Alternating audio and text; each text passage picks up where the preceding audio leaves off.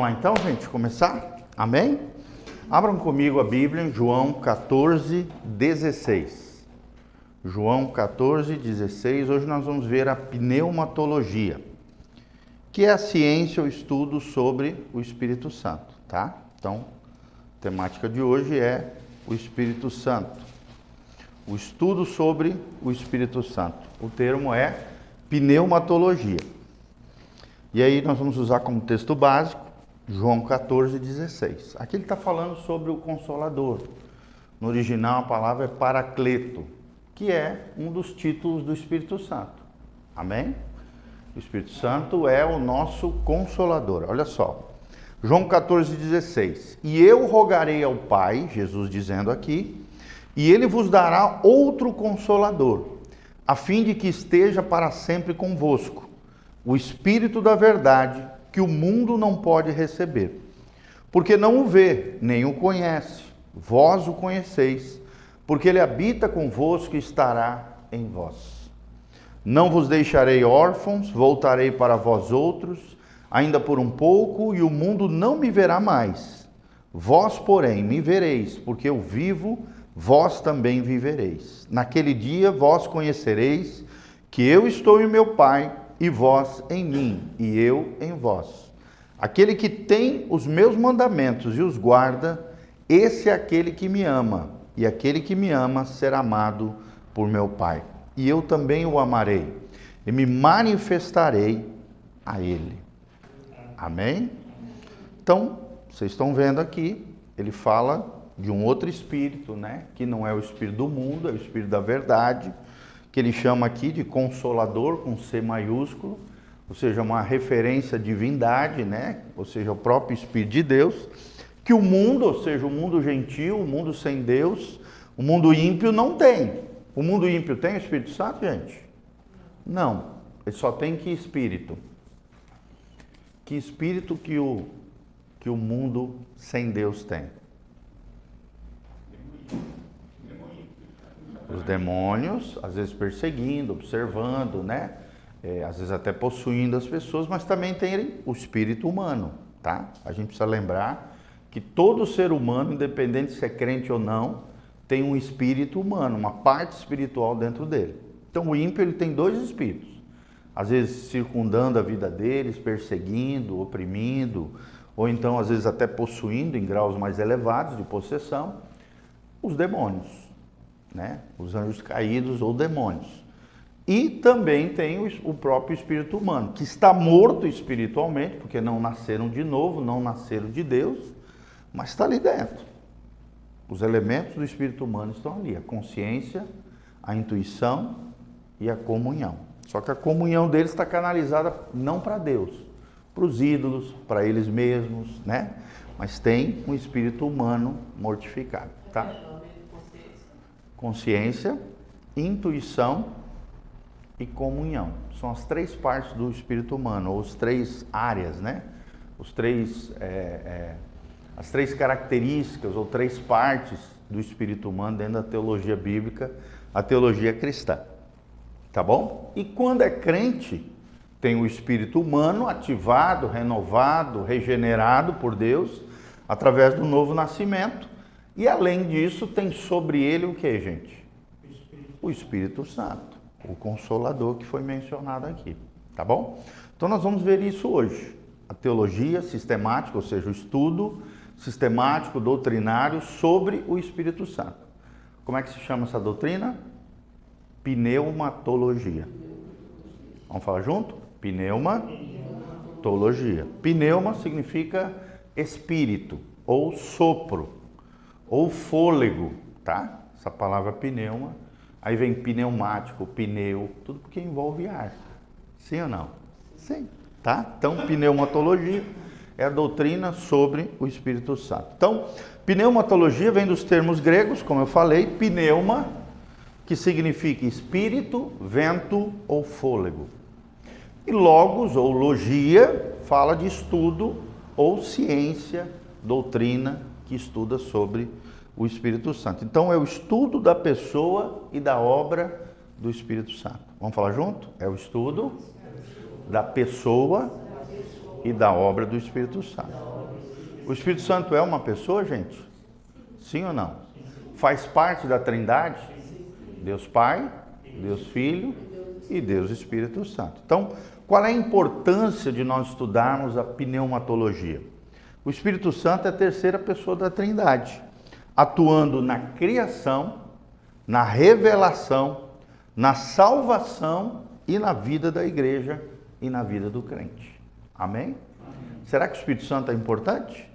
Meu Deus, está desde o Gênesis 1 até o final lá de Apocalipse. Fala.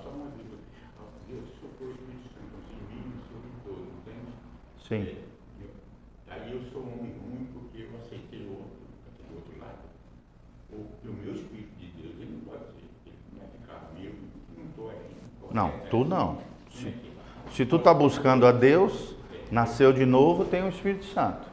Se você está longe de Deus, você tem o espírito humano, mortificado. E aquele sopro de Deus que foi o Espírito Santo, ele está perto de mim, eu falei que muita coisa errada. Ele entra dentro de você quando você entrega a tua vida e o teu coração para Jesus. Quando você firma uma aliança com Deus.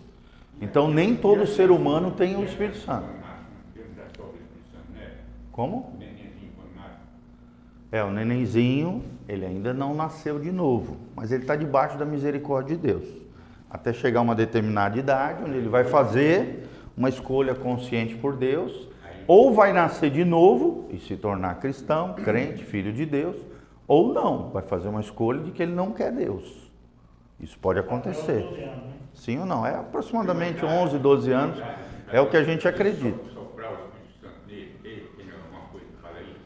Quando é que a pessoa recebe o Espírito Santo dele? Ela recebe quando ela nasce de novo, quando ela firma uma aliança com Deus através de Jesus Cristo, que é o que a gente chama de conversão ou regeneração. Entendeu? Até então ela não tem o sopro divino, ela tem o espírito humano. E às vezes os demônios ali cirandando, não na criança, né?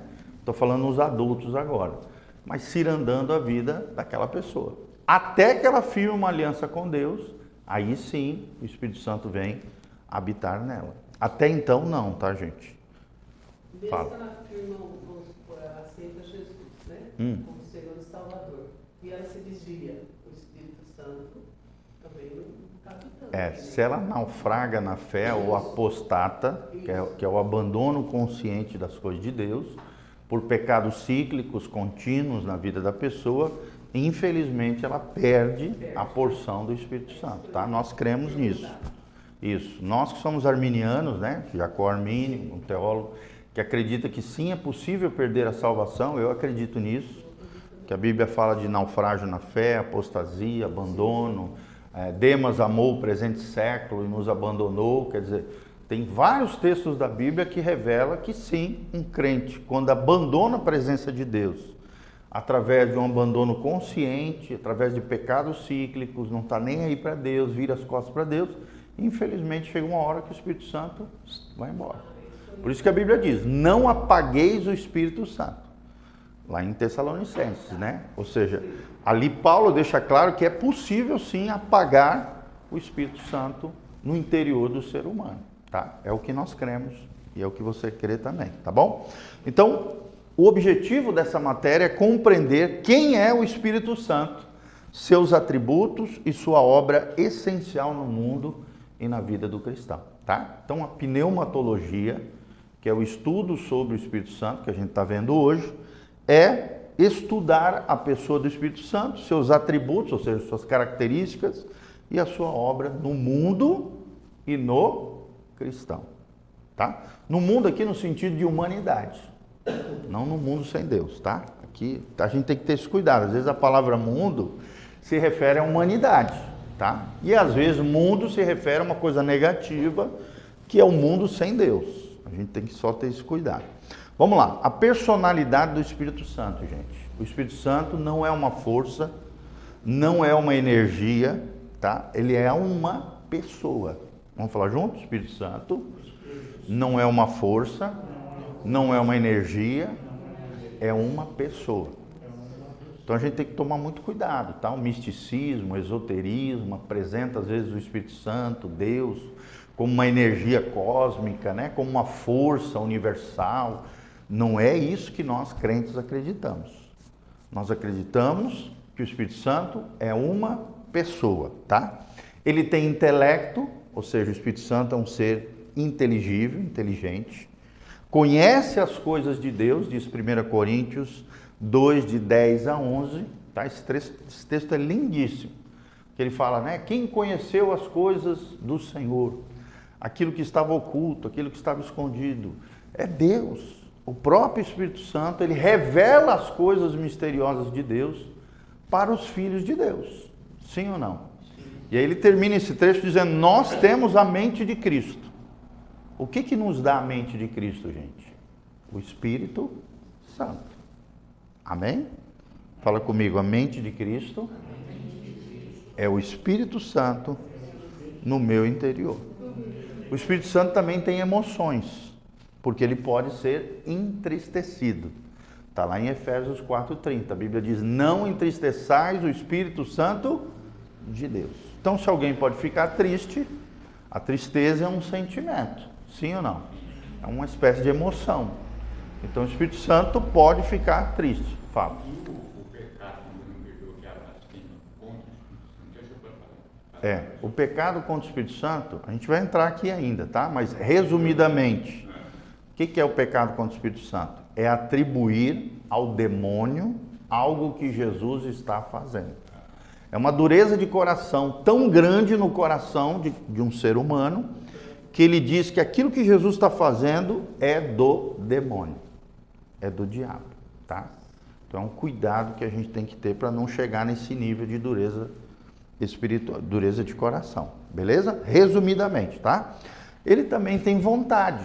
O Espírito Santo tem, 3 coisas: intelecto, emoções e vontade. Ou seja, ele distribui, a Bíblia diz, os dons espirituais como ele quer.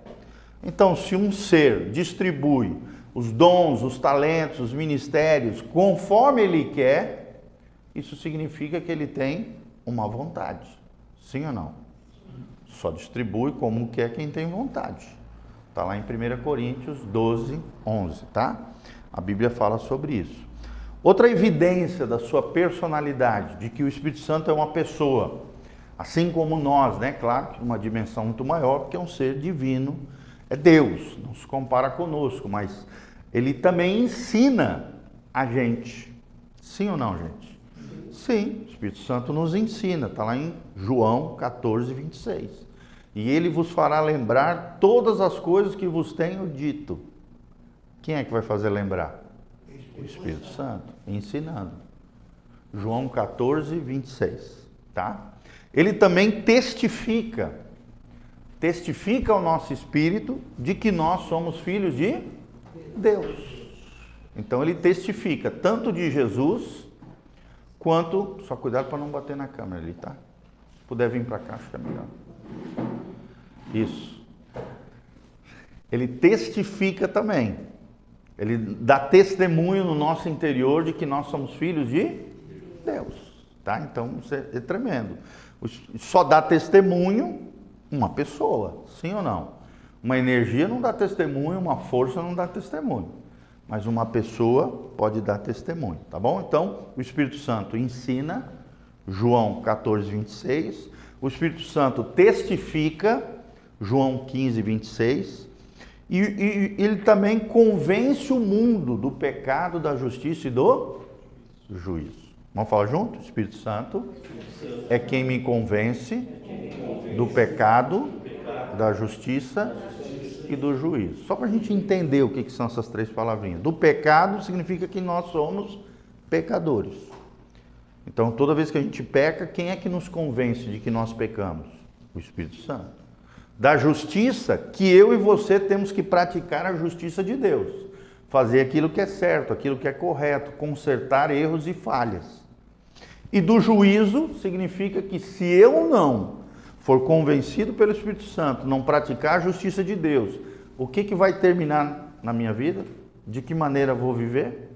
Debaixo do juízo de Deus. Ou seja, um dia haverá uma prestação de contas diante do Criador. Ninguém é solto, ninguém não vai ter nada para prestar conta, não. Nós vamos ter uma prestação de contas. positiva ou negativa. Sim ou não? Então o Espírito Santo faz isso, ele convence do pecado, somos pecadores, quando erramos, falhamos, ele nos dá um alerta disso através da consciência, através da palavra, através da exortação de pessoas.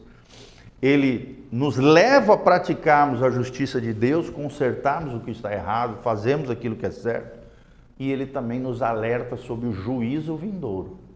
Um dia, todos os seres criados por Deus, inclusive os anjos, terão que prestar conta diante do Criador. Tá bom? Então, ele quem convence o mundo, João 16, 8. Ele também fala conosco. Atos 8, 26. O Espírito Santo fala conosco, gente? Sim ou não? Como é que ele fala conosco?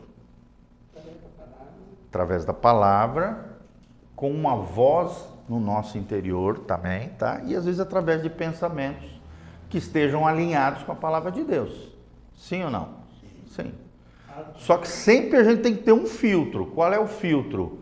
Da palavra, dos pensamentos e da voz interior. Qual é o filtro do crente? A palavra de Deus, a própria palavra de Deus, né? Então, por exemplo, eu não posso interpretar a Bíblia do jeito que eu acho que tem que ser. Não, ela tem que estar de acordo, em harmonia com toda a palavra de Deus. Fala.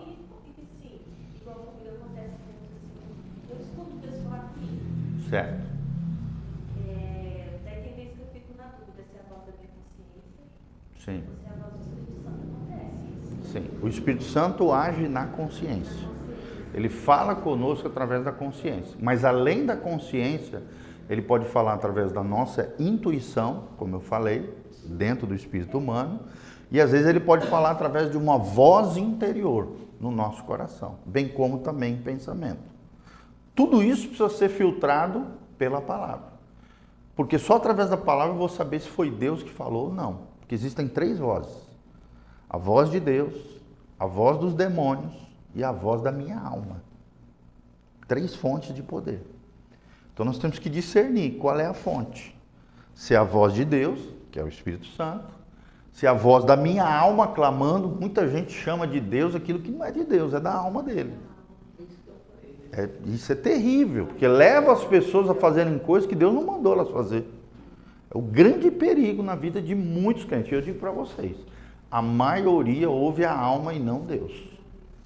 Entendeu? Então a gente tem que discernir isso. Fala. Exatamente, por isso que a gente precisa de discernimento. E o que aguça o nosso discernimento? A palavra de Deus. Ela é uma espada de 2 gumes, né? A Bíblia diz que ela separa juntas e medulas, alma e espírito, né? Então é tremendo, a palavra que me dá essa habilidade, esse discernimento para saber se essa voz interior que eu estou ouvindo vem da minha alma, vem do inferno, vem de Satanás ou vem de Deus, tá? Sempre que vier de Deus, sempre vai estar em harmonia e alinhamento com a palavra de Deus. Entendeu? Por exemplo, eu não posso ouvir uma voz dentro de mim, larga a tua mulher e vai com a fulana. Não, mas eu só vou saber isso pela palavra, que isso é errado. Largar a minha esposa e me juntar com a fulana de tal. Depende também da nossa intimidade com Deus. Sim. Lá de fora, elas não vão ter essa noção. Sim. Meu coração está falando para eu cair na estrada, vou embora. Mas por que elas não têm essa percepção? Porque elas não têm o Espírito Santo e nem a palavra. São os 2 dispositivos de segurança que o crente tem. Esse tipo de coisa aí não tem nem como, né? Não tem, o ímpio não tem. Ele tem a consciência, tá? Deus fala com o ímpio através da consciência. Consciência é uma coisa que sempre Deus vai estar falando conosco. Não importa se você é crente ou descrente. É diferente que o crente tem uma consciência muito mais aguçada. Sim ou não, gente? Sim. Muito mais aguçada. Porque a palavra de Deus, uma das funções da palavra é refinar e aguçar a nossa consciência. Entendeu? Mas o ímpio também tem uma consciência, tá? que às vezes está cauterizada. Deus está falando, mas ele está endurecendo, deixando de lado. Por mais que ele esteja ouvindo, a consciência ele deixa de lado. E aquilo vai gerando remorso, que é uma tristeza segundo o mundo, que produz morte e condenação eterna. Um dia ele vai ser julgado. Ah, Deus, eu não sabia. Não, você sabia. Deus vai dizer para ele. Porque eu coloquei a minha lei no teu coração, na tua consciência. Quantas e quantas vezes eu te alertei e mandei você não fazer aquilo? Ah, é. Entenderam? É, exatamente. É a alma. Tá? Então a gente tem que tomar bastante cuidado com isso. Vamos lá. Então ele pode ser resistido também, gente. Lá em Atos 7:51 fala sobre isso, que o Espírito Santo pode ser resistido. Eu vou ler isso aqui porque é importante. Atos 7:51. 7:51. A Bíblia diz assim: homens de dura cerviz e incircuncisos de coração e de ouvidos, vós sempre resistis ao Espírito Santo, assim como fizeram vossos pais, também vós o fazeis. Claro que aqui é uma pregação, né? Ele está exortando aqueles que eram duros de coração, ali os escribas, fariseus, né? Os religiosos da época, que mesmo conhecendo a Deus na letra da lei, resistiam à ação do Espírito Santo. Então é possível resistir ao Espírito Santo? Está aqui, Atos 7:51. Pode ser resistido, sim. Fala. A maioria, não sei se estou certo. Vai. A maioria às vezes resiste porque às vezes ela, vamos dizer assim, ela sofisma algumas coisas assim. Porque às vezes ela aceita Jesus, mas continua com a mesma maneira. Sim. E não deixa Sim. ou errado. Sim, não, isso mesmo. A maioria das pessoas resistem porque o que o Espírito Santo faz é um confronto com a verdade. E tem gente que não aceita a verdade, resiste à verdade e ao mesmo tempo não consegue se render completamente ao Senhor. Inclusive dentro da igreja, muitos crentes ficam anos no erro e na falha justamente por causa disso que você falou. Porque tem um sofisma na cabeça dele. E porque não querem viver o exemplo de Jesus, o modelo de Jesus, a vida de Jesus. Mas a vida do jeito deles. Não consegue experimentar a plenitude de Deus, a vida abundante que Jesus oferece, tá? Então vamos lá. Outros atributos agora divinos do Espírito Santo, que revelam que o Espírito Santo, como eu falei desde o começo, não é uma força, não é uma energia. É uma pessoa. Vamos falar juntos? O Espírito Santo não é uma força, nem energia, nem a mãe natureza. Como muitos pensam, né? A divindade, a mãe natureza, porque toda a criação é natureza. Isso aí não é de Deus, tá? Essa ideia de mãe natureza é um ídolo pagão, não tem nada a ver com o que a gente... Deus fez a natureza, a criação, sim ou não? Sim. Mas que não é uma mãe, é uma criação de Deus para servir, para a glória de Deus e para servir o homem ser gestor e mordomo dessa criação. Mas jamais ela pode ser divinizada, muito menos ser a mãe natureza. Isso é um Deus falso, tá? Então a gente tem que tomar esse cuidado. Vamos lá, atributos divinos, gente. Primeiro, a onipresença. Ou seja, o Espírito Santo está em todos os lugares. Sim ou não, gente? Sim, ele é onipresente, assim como o Pai e o Filho são onipresentes, o Espírito Santo também. Um exemplo é o Salmo 139. Vamos ler aqui, ó. Salmo 139, é lindíssimo esse trecho, de 7 a 10. 139, de 7 a 10. Para onde me ausentarei do teu espírito? Para onde fugirei da tua face? Se subo aos céus, lá estás. Se faço a minha cama no mais profundo abismo, lá estás também. E abismo aqui é um sinônimo de Sheol. Lugar dos mortos, sepultura, o inferno, a mesma coisa, tá? Se tomo as asas da alvorada e me detenho nos confins dos mares, ainda lá me haverá de guiar a tua mão e a tua destra me sustentará. Amém? Então aqui está falando todas as dimensões possíveis do mundo físico, onde o Espírito Santo vai estar lá. Que é impossível escapar dele. fugir dele, porque ele é onipresente. Tá? Estou fazendo um estudo toda sexta-feira, estudo bíblico compartilhado. Certo. E eu, a sexta-feira, eu já fiz essa pergunta para uma professora, Deus nos fez o homem à sua semelhança, né? Imagem e semelhança. Mas que jeito é Deus? Ele parece, mostra Deus tão bonito, todo cabeludo, né? Sim. Uma parte não parece Deus, ela para outra, né? Sim. Assim. Eu penso que para nós, eu acho que eu vejo Deus se nos diz Deus me buscar, Assim. se eu estiver. Isso. Deus Pai, A palavra, Deus Pai, Filho ó, e Espírito Santo. Deus Pai e Deus Espírito Santo são espíritos. Então ele não tem forma humana.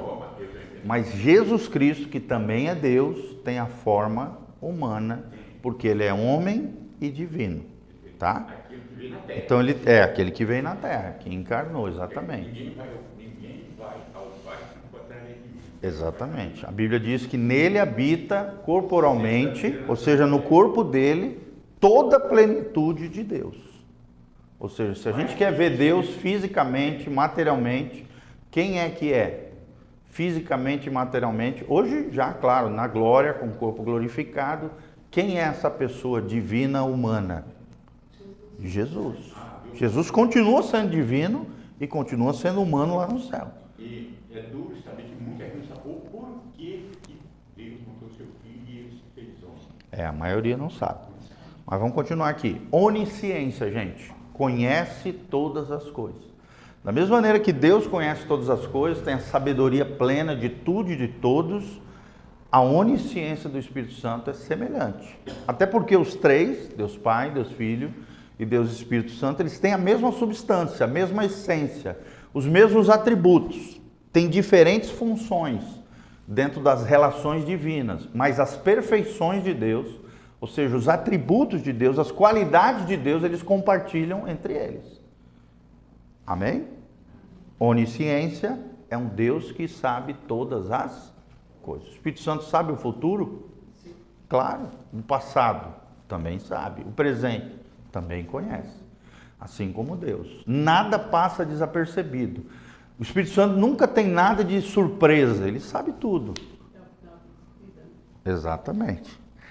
Aí a terceira característica, também divina, exclusiva de Deus, é a onipotência. Ele tem todo o poder. Inclusive participou da criação do mundo. A Bíblia diz, né? No princípio criou Deus os céus e a terra era sem forma e vazia, e o Espírito de Deus pairava sobre as águas. Já estava ali. E em Gênesis 1:26 ele diz: façamos o homem a nossa imagem e semelhança. Façamos é plural, ou seja, um Deus plural. O Elohim, Deus Pai, Deus Filho e Deus Espírito Santo estavam presentes tanto no início de tudo, no Gênesis de tudo, como também na formação e criação do homem. Amém? E também o Espírito Santo tem eternidade. Assim como o Pai e o Filho são seres eternos, ou seja, não tem começo, meio e fim, sempre existiu. O Espírito Santo é um ser eterno também, tá? Sempre existiu. Ele não surgiu num determinado momento da história como nós, né? Nós surgimos quando nós fomos gerados no ventre da nossa mãe. A gente teve início, gente? Sim ou não? Sim. E nós vamos usufruir de uma eternidade de vida com Jesus. Ou no lar eterno, se você é crente, se você entregou a vida para Jesus em aliança com Deus, ou então eternamente será condenado no lago que arde com fogo e enxofre. Você pode escolher que tipo de eternidade você vai ter na tua vida. Eu quero com Jesus. Amém? Você também, né? Então, as obras divinas, né, que o Espírito Santo participou. Ele participou da criação, gente, lá em Gênesis 1:2. O Espírito Santo participou da criação, como eu falei. Ele participa da regeneração. Sim ou não, gente? Ele faz uma obra tremenda dentro do coração humano? Sim ou não? Sim. Se a gente permitir, se a gente se entregar, render. Quem começa a obra da salvação, gente? É o homem? Não, é o Espírito Santo. Depois o homem se torna coparticipante com a ação divina, tá? É o que a gente crê. Nós vamos ver mais para frente quando a gente falar sobre a salvação. Regeneração, sempre lembrando, gente, regeneração, conversão, novo nascimento é a mesma coisa? Sim ou não? Sim, é a mesma coisa. Conversão, regeneração e novo nascimento. João capítulo 3. Importa que a gente nasça de novo, porque quem não nasceu de novo não pode ver o reino de Deus. O reino de Deus só se abre para mim e para você se a gente nascer de novo, ou seja, nascer de Deus e por Deus e para a glória de Deus, tá bom? Aí também, outra obra divina que o Espírito Santo atuou e agiu foi a ressurreição, que é o que a gente vai comemorar agora domingo, né? Dia da ressurreição.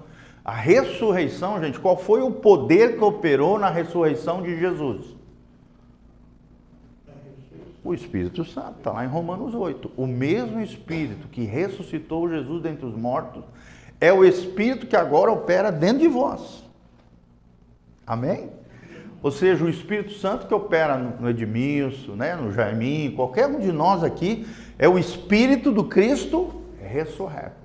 É o mesmo poder que ressuscitou dentre os mortos. E é o mesmo poder que vai operar no dia glorioso da ressurreição dos mortos. Olha que coisa linda. E também no dia do arrebatamento da igreja. Porque primeiramente os mortos ressuscitarão. E logo em seguida nós, os vivos, seremos arrebatados. Ou transladados. Ou raptados. Que é a mesma coisa. Tá bom? Então, também ele está associado ao nome de Deus. O Espírito Santo. Associado ao nome de Deus. Por quê? Porque recebe o mesmo nome e honra que o Pai e o Filho. Então, uma perguntinha. O Espírito Santo pode ser adorado, gente? Sim ou não? Sim. A gente até tem cânticos para o Espírito Santo. Sim ou não? Ele não sempre atrai a adoração para ele, tá? Porque ele sempre promove a glória do Filho. Mas não está errado, biblicamente falando. Por quê? Porque o Espírito Santo também é Deus. E Deus é digno de adoração, gente? Sim. Se ele é Deus, eu posso adorá-lo também. Ok? Não é muito comum, você quase não vai ver citação da Bíblia falando da adoração ao Espírito Santo. Mas como ele é Deus, ele é coexistente, consubstancial, tem a mesma glória, a mesma honra do Pai, todas as características de um, o outro tem também. Então, como é um só ser, há um só Deus. Vamos falar junto? Vamos falar o resumo da Trindade, para a gente não esquecer, tá? Fala assim, a Trindade são três pessoas distintas. Todas elas são plenamente Deus. E há um só Deus. Amém? Esse é o resumo da Trindade, para não errar. Eu vou repetir. São três pessoas distintas. Isso, a Trindade se resume em três princípios.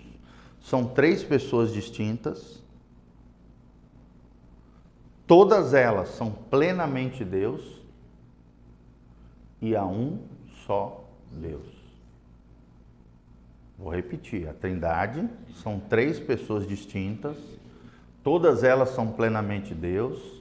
E há um só Deus. Essa é a melhor definição da Trindade que eu já li na minha vida, tá? E é do autor que a gente usa aqui para fazer esses materiais para vocês, que é o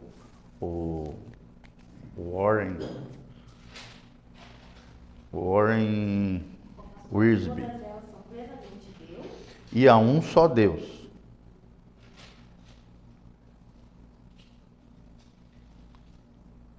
Tá bom? Todo mundo entendeu? Agora vamos falar sobre o Espírito Santo na história da redenção. O Espírito Santo na história da redenção. Será que o Espírito Santo atuou na redenção do homem, gente? Sim. E está atuando até hoje. Tá bom? Então, ele atuou na criação, como eu já falei, no Antigo Testamento, lá em Gênesis 1:2, quando a Bíblia diz que o Espírito do Senhor pairava sobre as águas. Então já estava ali desde a criação, desde o Gênesis. Ele também capacita os crentes e os homens para o serviço de Deus. Por exemplo, quem capacita na liderança é o Espírito Santo, sim ou não? Sim, exemplo é Josué, né? Em Números 27:18, você vê Josué liderando de forma enigmática uma nação gigantesca, com milhões de pessoas. Quem é que deu essa capacidade para Josué? Deus. Para Moisés? Deus. Para Elias? Deus. Para Davi? Os especialistas dizem que Davi, gente, formou mais de 2.500 líderes em 40 anos de ministério e reinado. Olha a capacidade desse cara. 2.500 líderes em 40 anos de ministério. E são mencionados na Bíblia. Os valentes de Davi, né, os generais de guerra, os músicos no templo, são mencionados na Bíblia. Coisa extraordinária, né? Quem deu essa capacidade de liderança para o rei Davi? O Espírito Santo. Fala. Deus capacita o homem e o crente. Por quê? Homem é uma palavra geral, de todos, tá? O crente é um homem regenerado. Homem que eu digo humanidade, tá? As mulheres estão incluídas também. Gente, eu li o Salmo 119. Certo. Eu não sabia que era o maior salmo que tem na Bíblia. É o maior salmo. E eu achei tão bom que eu não consegui parar. É, exatamente. São 100 e poucos versículos. É, exatamente. Fala nessa parte aí. E fala aquela parte. Está em Gênesis outro aí, entendeu? Se eu me perdoe se eu estiver exagerando. Que Deus, que fez a vida de Deus, se arrependeu de ter feito o homem. O Davi deu mais de 900 anos. Aí qual foi? Deus, não é que Deus se arrependeu. Deus ficou muito triste. Não tem uma parte na Bíblia para isso? Que Deus se entristeceu. Sim, Gênesis 6 fala que Deus se entristeceu. Não é isso? Isso. E que quando você vai virar no máximo 120 anos. Isso é bíblico. Isso. Mas não é Davi, tá? Tu confundiu. Davi não viveu. Passou 900 anos, né? Não. Quem passou foi Matusalém. Não, mas eu não estou falando mais velho, não. Estou falando que muitos viviam acima, né? É, Davi viveu uns 70 e poucos anos, tá? O que era uma grande vida naquela época, tá? A idade média que se morria, 30 e poucos anos. Eu vou mais certo, eu tenho mas tem muito. Ele reinou 40 anos. Mas tem muito que passou, não. E ele começou o reinado com 17. Então, 40 mais 17 dá 57. No mínimo 57 anos. Nós estamos em Gênesis ainda, sabe? Mas lembra que Davi não está em Gênesis. Davi está lá na frente. Mas quando ele em Gênesis fala da parte, ele já ficou muito triste, o coração. Deus ficou. Deus. Isso. É só, né? Deus fez Jesus, Deus não falar agora. Sim. Não é fácil, pastor. Sim. Tem cada pergunta lá e cada. Claro. Mas vamos lá, vamos voltar aqui. Então, dentro da capacitação ao serviço, Deus também deu força física. Quem na Bíblia Deus deu força física para guerrear? Sansão, exatamente. Em Juízes 14:6. Então ele deu força física, uma força sobrenatural, ao ponto de Sansão, com uma queixada de jumenta, matar mais de 1.000 pessoas numa guerra. Imagina um cara matar 1.000 pessoas. O cara tinha uma força sobrenatural, uma força física. O Espírito Santo é que deu, tá? Habilidades de artesanato. Também foi o Espírito Santo que deu a Bezalel.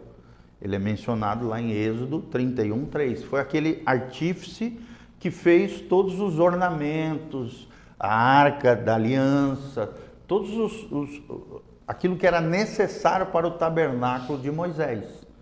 Então, a Bíblia diz que o Espírito Santo veio sobre Bezalel, o nome dele, e deu capacidade artística, sobrenatural, pelo Espírito Santo. Amém? Então, as artes podem ser consagradas e usadas para a glória de Deus? Sim ou não? Sim. Hoje não é muito comum, né? Pelo contrário. Às vezes a maioria dos artistas, infelizmente, tem aliança com o outro lado, né? Mas é possível artistas de Deus fazerem coisas extraordinárias e maravilhosas. Um exemplo é Bezalel, lá em Êxodo 31, versículo 3. Tá bom? Em Deus é só pedir. o Espírito Santo. Exatamente, como na área musical, né? Você vê Asaf, os filhos de Coré, fazendo aqueles salmos lindíssimos, dando habilidade, né, para Davi como compositor. Pra vocês terem uma ideia, todo mundo pensa que todos os salmos é de Davi, mas não é. 75% dos salmos é davídico, é de Davi. Mas outros 25% são outros autores, os filhos de Coré. Asaf tem um monte de salmo também. Moisés tem 2 salmos. Então, assim, outras pessoas também foram habilitadas por Deus para fazerem aquela coisa incrível e maravilhosa que é o livro dos Salmos, tá? Inspiração na profecia. O Espírito Santo dá essa capacitação, gente? Sim ou não? Os profetas falaram movidos pelo Espírito Santo. Está lá em 2 Pedro, abra comigo, isso aqui é importante a gente ler. 2 Pedro, na profecia, 2 Pedro 1, 21. Olha o que diz aqui, 2 Pedro 1, 21. Porque nunca jamais qualquer profecia foi dada por vontade humana. Entretanto, homens santos falaram da parte de Deus, movidos pelo Espírito Santo. Olha que coisa linda. Claro que aqui está falando da verdadeira profecia, tá? Existiam, claro, na Bíblia, a gente tem um relato de falsos profetas, né? De pessoas que falaram o que dava na cabeça deles, e aí eram apedrejados, caíam em descrédito, né? Morriam, geralmente. Falsos profetas no Antigo Testamento eram punidos com a morte, gente.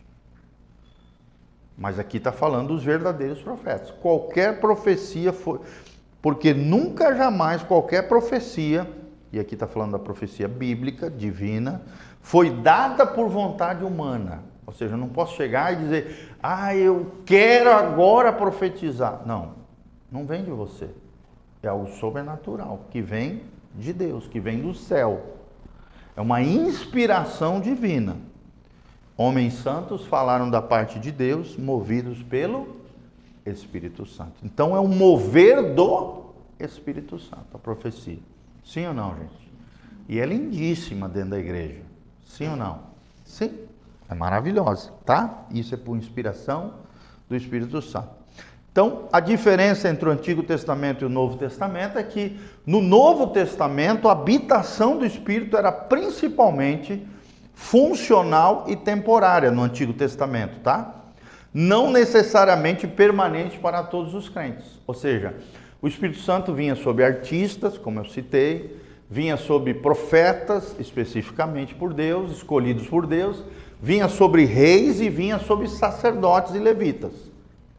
Não vinha sobre toda a galera. Veio sobre os juízes lá, né? Os juízes que Moisés separou, a Bíblia diz. Deus pegou uma porção de Moisés, também colocou em Josué. Então, eram pessoas específicas dentro de uma função específica. Não era todo mundo como é hoje. Hoje é diferente. O Espírito Santo foi derramado sobre toda a carne.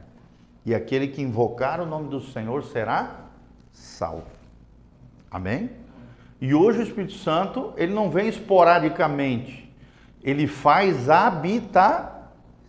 A gente chama de tabernacular. Fazer do nosso coração, da nossa vida, o tabernáculo de Deus. Tá bom? Agora nós vamos para o que interessa. O principal, vamos dizer assim. A obra do Espírito Santo na vida do crente. A obra do Espírito Santo na vida do crente, tá?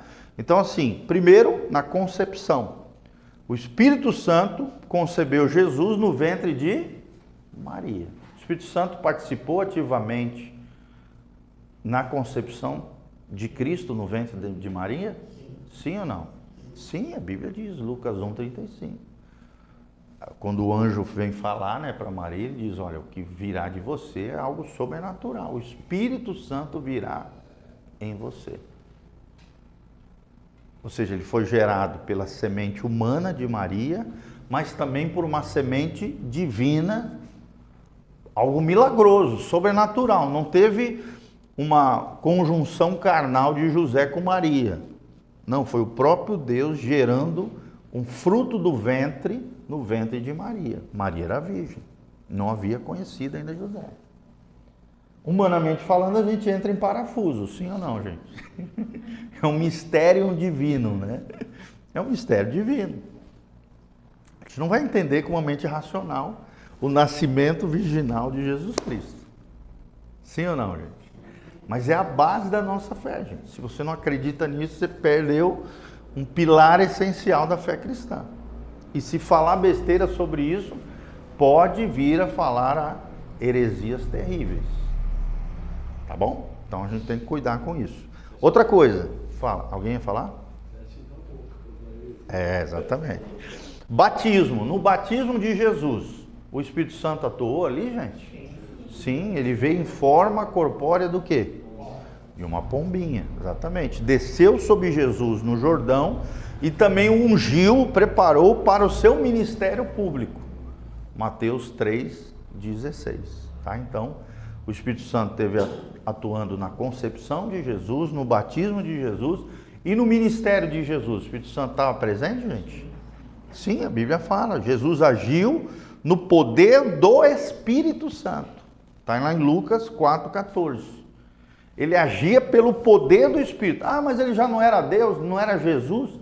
Sim, mas como homem, assim como nós, o Espírito Santo atuou no homem Jesus também. Isso tem cada um exemplo. Exatamente, de que nós precisamos ser revestidos do Espírito Santo. E por último, na ressurreição, como a gente já falou, tá? O Espírito Santo foi quem ressuscitou Jesus dentre os mortos. Romanos 8:11. Na ressurreição, o Espírito Santo participou ativamente. Quem foi que tirou Jesus lá do Hades, lá do inferno, e o levou, né? O ressuscitou dentre os mortos? O Espírito Santo. E depois ascendeu Jesus aos céus? O Espírito Santo. Tá? Então, a obra do Espírito Santo agora na salvação, gente, dos seres humanos, tá? Primeiro, como eu falei, convencendo o mundo. Ele convence do pecado, da justiça e do juízo. João 16, de 8 a 11. Quem é que gera o convencimento de que eu sou pecador? O Espírito Santo. Gente, isso é uma das primeiras coisas que você tem que fazer quando você está evangelizando. Você precisa fazer a pessoa entender que ela erra, que ela falha, e só prova uma coisa: Deus está certo, todos nós somos pecadores. É claro que a gente tem que ter muito cuidado quando vai falar isso com as pessoas, né? Até para não ofendê-las e tal, mas a gente tem que falar a verdade em amor e se colocando junto com as pessoas. Olha, eu também sou pecador assim como você. Eu também preciso de Jesus assim como você precisa. E não com aquele ar de soberba, como se a gente fosse santarrões, e eles, uns pobres, coitados, condenados, estão indo para o inferno. Então a gente tem que tomar cuidado com a postura da nossa fala, quando a gente está evangelizando. Mas a gente não pode deixar de falar a verdade. Que todos nós somos pecadores. Romanos 3,23. Todos pecaram e carecem da glória de Deus. Não há um justo sequer. Não há quem faça o bem. Então, a gente precisa entender isso. O ser humano é pecador. E quem convence o ser humano do pecado é o Espírito Santo. Tá bom? Outra coisa, na regeneração, o Espírito Santo atua, gente? Sim. Sim, é claro. É o ato pela qual o Espírito nos concede uma nova vida espiritual, que é o que a gente chama de conversão, novo nascimento ou regeneração. João 3, de 5 a 8 e Tito 3, 5. João 3, de 5 a 8 e Tito 3, 5, tá bom? E no batismo do Espírito Santo? O Espírito Santo está presente? E como, né?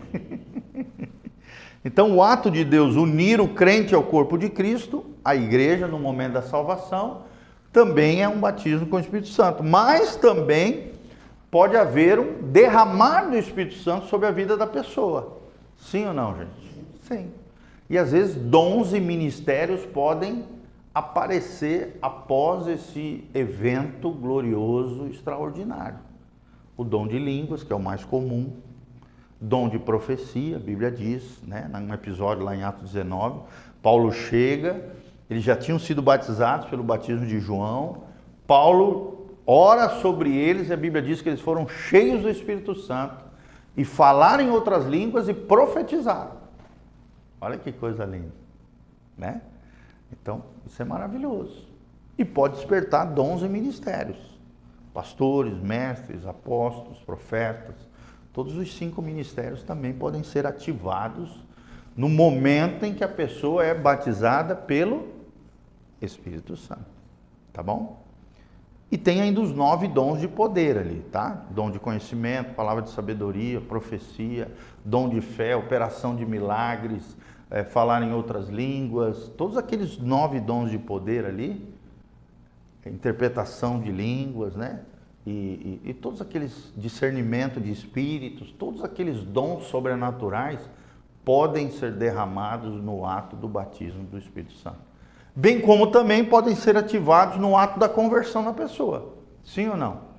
Sim. A pessoa se converteu hoje, já começa a profetizar. Muito raro isso, tá? Porque geralmente a pessoa não tem maturidade ainda para isso. Mas biblicamente não é impossível. Sim ou não, gente? O exemplo é Saul, né? Saul, logo que veio o Espírito Santo sobre ele, já começou a profetizar e tal. É possível, tá bom? Deus faz o que Ele quer. Vamos lá. A obra do Espírito Santo na salvação, parte 2. Continuando. É Ele quem habita em nós, a habitação. O Espírito passa a morar permanentemente na vida do crente. Sim ou não, gente? Sim. E ele só vai embora se acontecer o quê? Se blasfemar contra ele. Se a gente blasfemar contra o Espírito Santo, se a gente naufragar na fé e apostatar da presença de Deus. E o que é apostasia, gente? É uma decisão consciente de abandono da presença de Deus e de pecados contínuos na sua vida. Você deixa Deus de lado e se lambuza no pecado terrivelmente, dizendo: eu não quero mais saber de Deus, eu quero é cair na gandaia. Apostasia, naufrágio na fé. O Espírito Santo vai embora. Sim ou não? Sim. Porque você não está dando atenção para ele, está falando, entristecendo.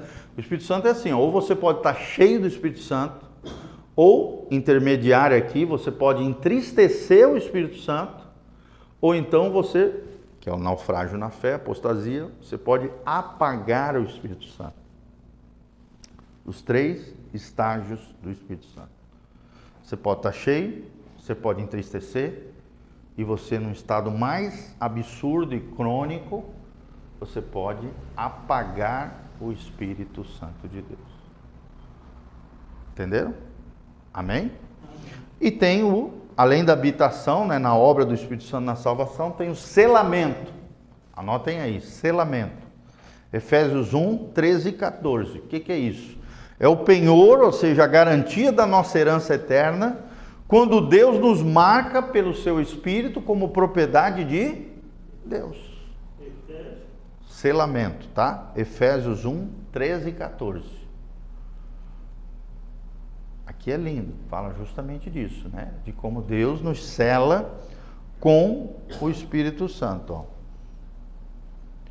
Efésios 1, 13 e 14. Ele diz assim: é a garantia da nossa herança eterna, marcando-nos como propriedade de Deus. Olha o que diz aqui esse trecho, Efésios 1, 13. Em quem também vós, depois de ouvirdes a palavra da verdade, o evangelho da vossa salvação, tendo nele também crido, fostes selados com o Santo Espírito da promessa, o qual é o penhor, ou seja, a garantia, da vossa herança até o resgate de propriedade, em louvor da sua glória. Quando é que vai acontecer esse resgate da propriedade, gente? Na ressurreição. No arrebatamento da igreja. Ou ressurreição e arrebatamento. Porque a ressurreição é simultâneo ao translado, arrebatamento da igreja. Tá? Beleza, gente? Amém? Amém. E, por último, a santificação. Quem é que nos santifica? Quem é que nos separa do mundo, que nos afasta do pecado, nos tira da sujeira? É o Espírito Santo. Então, santificação é o processo contínuo de capacitar o crente a se tornar mais parecido com Jesus. 2 Tessalonicenses 2:13 e Gálatas 5:16-25. São os frutos do Espírito Santo aqui. Processo contínuo de capacitar o crente a se tornar mais parecido com quem? Com Jesus. Não é com o líder espiritual, não é com a religião A, B, C ou D, não. É ser parecido com Jesus. 2 Tessalonicenses 2:13 e Gálatas 5:16-25. Agora nós vamos falar sobre os dons do Espírito Santo, tá? Os dons do Espírito Santo, ou carismata, chamado também de carismata. Definição: o que são os dons do Espírito Santo? São capacidades concedidas pelo Espírito para a edificação da igreja, gente. É para mim me achar? É para mim me aparecer? É para mostrar que eu sou bonzão? Não. É para servir os crentes, é para edificar o corpo de Cristo, que é a igreja. Amém? Infelizmente, hoje, muitos usam seus dons, seus talentos, para aparecer, para enriquecer ilicitamente, para saquear a noiva, que é a igreja. Infelizmente. Sim ou não, gente? Tem cantores gospel, o cara cobra 30, 40 mil para ir cantar numa igreja. E se não pagar, não vai. Eu sei de pregadores que por menos de 30 mil o cara não vai pregar na tua igreja. Aí eu te pergunto, isso é correto? Não. A Bíblia diz que nós recebemos de graça e de graça nós temos que dar. É claro que não é errado um pastor, um pregador, um cantor receber uma oferta de honra num determinado local. Todo mundo que vem aqui pregar na nossa comunidade, a gente nunca deixou de dar uma oferta. Nunca deixamos de dar uma oferta. Por quê? Às vezes o cara teve despesas de viagem, o cara tem uma família, é uma maneira de a gente honrar aquela pessoa. O pastor Irã mesmo, está toda semana aqui conosco. Semana não, todo mês, né? É uma maneira de nós honrarmos ele, já que ele cuida da nossa vida, supervisiona a nossa igreja, né? Está sempre conosco aqui, participando, somando, abençoando. Como é que eu não vou honrar um cara desse? E eu sei que aquela oferta que a gente dá, que não é uma coisa, né, como esses números aí que eu falei para vocês, mas é uma oferta boa, isso faz toda a diferença no orçamento dele. Então ele sai feliz por vir servir a igreja e ser honrado pela igreja, e nós nos sentimos parte do ministério dele e com o coração feliz de que honramos um homem de Deus. Sim ou não, gente? Sim, gente. É lindíssimo isso. Isso é de Deus. Outra coisa é saquear a noiva, que é o que muitos fazem hoje, infelizmente, pregadores e cantores, que saqueiam a noiva. E se você não pagar o valor que eles pedem, eles não vêm, não fazem agenda nem nada. São movidos por dinheiro. Infelizmente. Tá? E às vezes ganham quase igual os cantores seculares, gente. Tem cantor gospel que ganha 60, 70 mil por show. Que é o que ganha um cantor secular. Né? Claro que tem uns aí, Wesley Safadão, os outros lá, Gustavo Lima, cobra muito mais, né? Mas assim, a média é isso aí. Nada contra, tá? Todo trabalhador é digno do seu salário, mas tudo com decência e moderação. Não podemos saquear a noiva. A noiva é de Cristo. Então, se você abusar da noiva de Cristo, por tabela você está abusando, você está fazendo uma afronta contra quem? Contra Jesus, contra o Senhor da noiva. Isso é muito sério, gente. Isso é muito sério.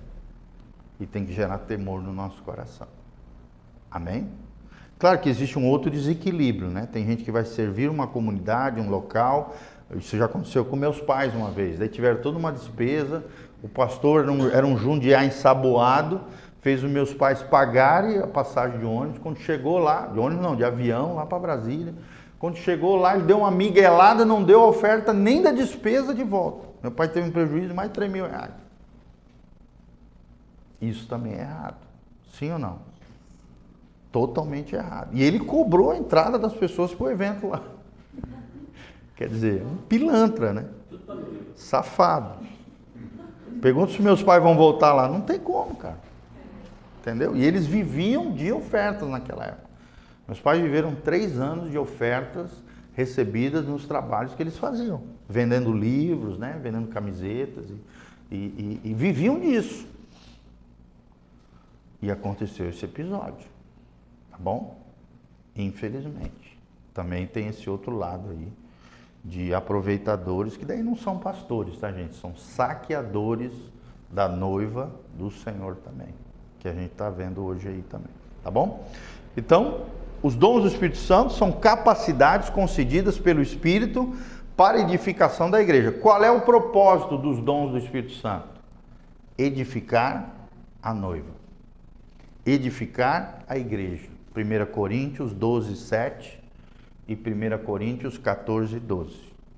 1 Coríntios 12, 7, 1 Coríntios 14, 12. E também com relação aos dons, a diversidade, ou seja, variedade. Há uma variedade de dons, mas a Bíblia diz em 1 João 12, 4 ao 11, que é o mesmo Espírito que opera em vós.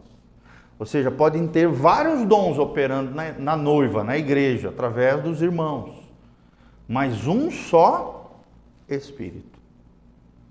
Se os dons são verdadeiros, se os dons são de Deus, é o mesmo Espírito Santo operando de forma diferente em diferentes pessoas, com o propósito, ou seja, com a finalidade do que, gente? Edificar o corpo de Cristo. Amém? Todos os dons bíblicos, inclusive os miraculosos, estão disponíveis hoje. Sim ou não, gente? Tem um grupo de cristãos, né, principalmente os mais de fé reformada, de fé histórica, que acreditam no cessacionismo. Eles acreditam que os dons sobrenaturais se cessaram.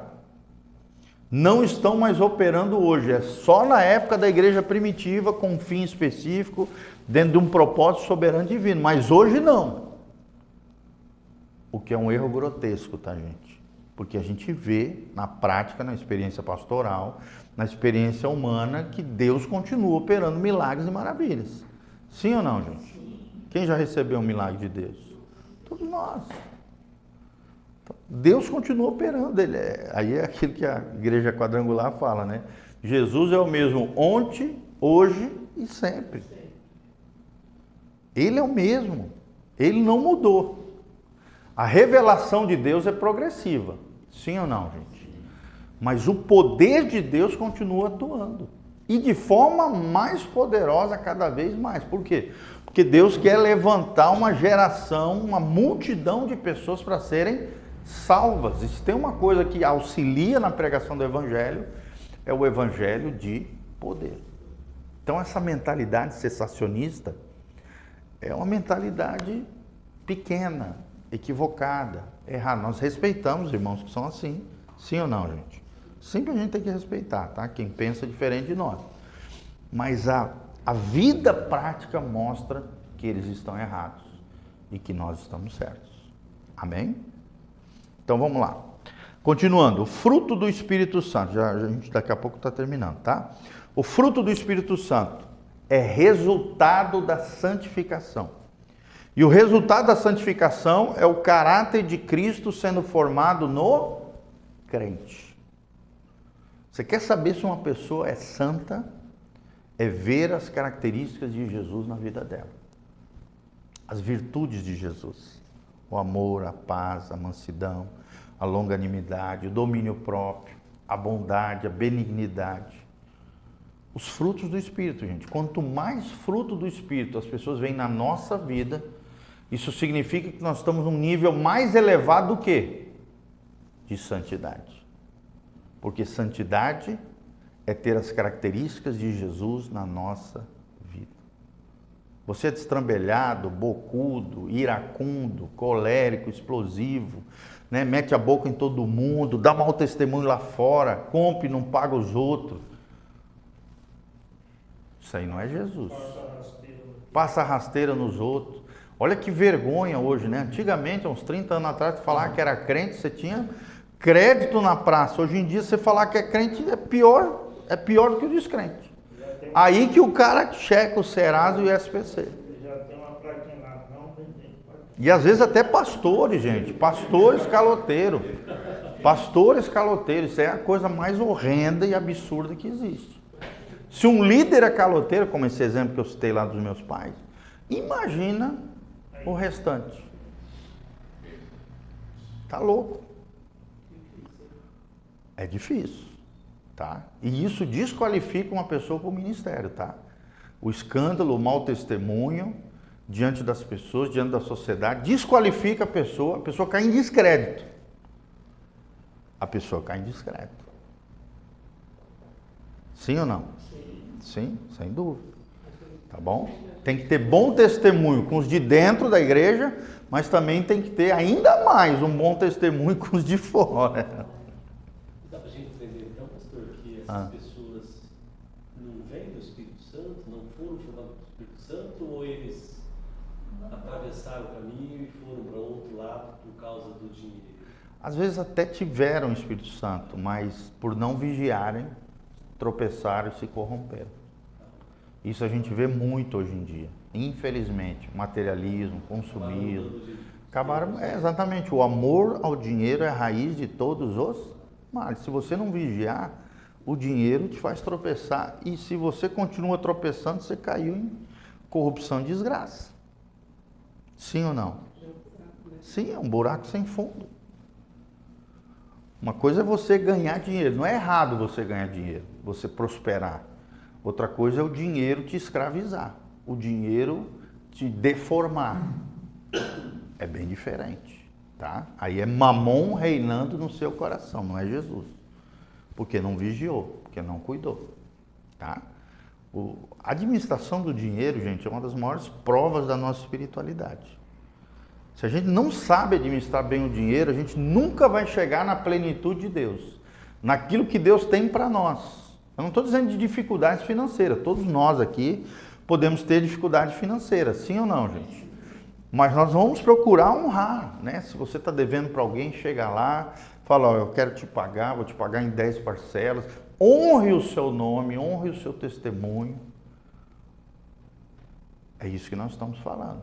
Até porque a gente carrega o nome de Jesus. E isso é muito sério. Ai de quem vem os escândalos, diz a Bíblia Sagrada. Melhor lhe fora amarrar uma corda no pescoço junto a uma pedra de moinho e lançar-se ao mar, do que fazer tropeçar um desses pequeninos. Quem são os pequeninos? Não é criança. São aqueles que não têm a fé salvadora ou aqueles que são recém-convertidos e não têm maturidade de entender um escândalo desse. É muito sério isso. Que aquelas almas podem ir para o inferno por causa de um escândalo seu. Isso tem que gerar temor, principalmente em nós, somos líderes. Um escândalo nosso pode levar muitas pessoas a tropeçarem e irem para o inferno. E nós vamos ser responsabilizados disso. Vamos ser responsabilizados disso. Amém? Tá bom? Alguém ia falar alguma coisa? Beleza? Então vamos lá. Então, fruto do Espírito traz como resultado a santificação. Não são os dons, mas o fruto. É uma unidade, é um cacho de uvas que cresce em todos os crentes em diferentes medidas, né? Então, os dons eles vão crescendo na medida da sua fidelidade, do teu compromisso com Deus, da maneira como você se entrega à ação do Espírito Santo, os cachos vão sendo formados ali e formando um todo, que é um crente à imagem de Jesus Cristo. A lista, né? Amor, alegria, paz, paciência, amabilidade, bondade, fidelidade, mansidão e domínio próprio. São 9 frutos do Espírito. São as principais características de um crente cheio do Espírito Santo. De um crente fiel, de um crente que vai fazer a diferença. Todas essas 9 marcas de Jesus. Tá bom? E a plenitude do Espírito Santo, gente, não é uma segunda bênção única, mas um contínuo ser cheio do Espírito Santo. Pleno significa isso, ser cheio, completo pelo Espírito Santo. A gente pode ser completo, gente? A gente pode transbordar do Espírito Santo? É claro, através dos dons, através dos ministérios, através do serviço.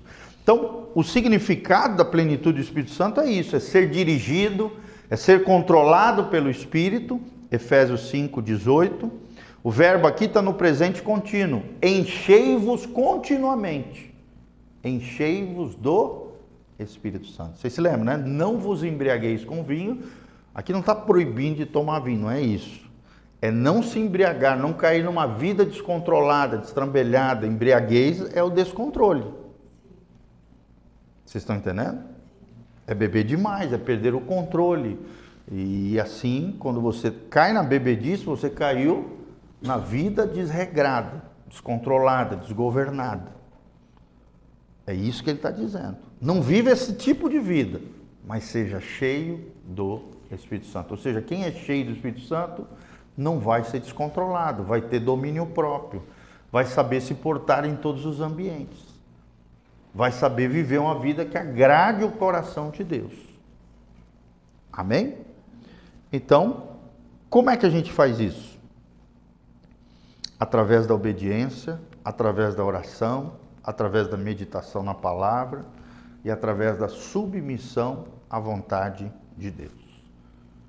E como resultado, nós vamos ter o poder para testemunhar. Atos 1:8. Que vocês sejam minhas testemunhas em Jerusalém, Samaria, Judeia e até os confins do mundo. E uma vida de santidade e de adoração. Tá? Então, concluindo tudo para a gente fechar aqui, o Espírito Santo é Deus, é uma pessoa, não é força nem energia, é uma pessoa. Ele é coigual, consubstancial, coeterno, assim como o Pai e o Filho. Sim ou não? Vamos falar junto? Coigual, coeterno, consubstancial. Ou seja, a mesma substância, a mesma eternidade e a mesma igualdade. Ninguém é maior do que ninguém. Como o Pai e o Filho. A sua obra é essencial em todas as etapas da salvação. Desde a convicção do pecado até o final, a glorificação. O Espírito Santo vai estar na glorificação, gente? É claro, como foi falado, a ressurreição, o arrebatamento. Ele está sempre operando, sempre agindo. Não vai parar de operar até a consumação de todas as coisas. É o que Jesus disse. Eis que estarei convosco, através do Espírito, até a consumação dos séculos. O que é a consumação do século? É a glorificação final. Ele habita a igreja com dons e transforma o crente através dos seus frutos. E o chamado para cada crente é viver em dependência, né? E submissão constante ao Espírito Santo. Amém? Então, um resuminho bem prático. O Espírito Santo é Deus, é uma pessoa coigual, coeterna, consubstancial, com o Pai e o Filho. A sua obra é essencial em todas as etapas da salvação, desde a convicção do pecado até a glorificação. Ele habita a igreja, ele habilita a igreja, capacita a igreja com dons, ministérios e transforma o crente através dos frutos do Espírito Santo, o torna semelhante a Jesus, através do processo da santificação. E por último, ele chama a cada crente a viver na dependência, submissão constante ao Espírito Santo. Amém? Gostaram de estudar sobre isso? É lindo, né? É um resumo aqui, é claro, tá? Para a gente dar numa aula aí de 1 hora e pouquinho, é um resumo sobre a doutrina do Espírito Santo. Os principais assuntos, as principais ideias, os principais conceitos, para que a gente tenha uma ideia correta da pessoa e obra do Espírito Santo. Amém? Vamos orar então? Fecha os olhinhos, coloca a mão no coração, pode ficar sentadinho. Pai, nós queremos encerrar esse momento profético, um momento de ensino, onde a Tua palavra foi ministrada aos nossos queridos irmãos, Pai. Nós te agradecemos pelo privilégio de darmos aula sobre esse assunto, de ensinarmos sobre isso, e mais do que isso, ó Deus, desejarmos no nosso coração vivermos a vida no Espírito Santo. Não existe vida melhor do que vivermos com o Teu Espírito, que sermos governados pelo Teu Espírito, do que termos os frutos do Espírito Santo, as marcas de Cristo na nossa vida exterior e interior. Pai, que o Senhor derrame da Tua plenitude, do enchimento do Espírito Santo continuamente, porque nós devemos nos encher diariamente do Espírito Santo, através de uma vida devocional, de uma vida consagrada, uma vida santificada, de obediência e submissão ao Teu Espírito. Que as pessoas vejam cada dia mais o Espírito Santo governando e habitando nos nossos corações, e que possamos também ser instrumentos, a fim de que outras pessoas possam conhecer a Cristo, serem seladas, transformadas e receberem o selo da promessa do Espírito Santo sobre elas, em o nome de Jesus. Dá-nos uma porção gloriosa do Teu Espírito, uma unção nova, fresca, cada dia, que nunca falte vestes brancas diante do Senhor, nem o óleo fresco sobre a nossa cabeça, sobre a nossa vida.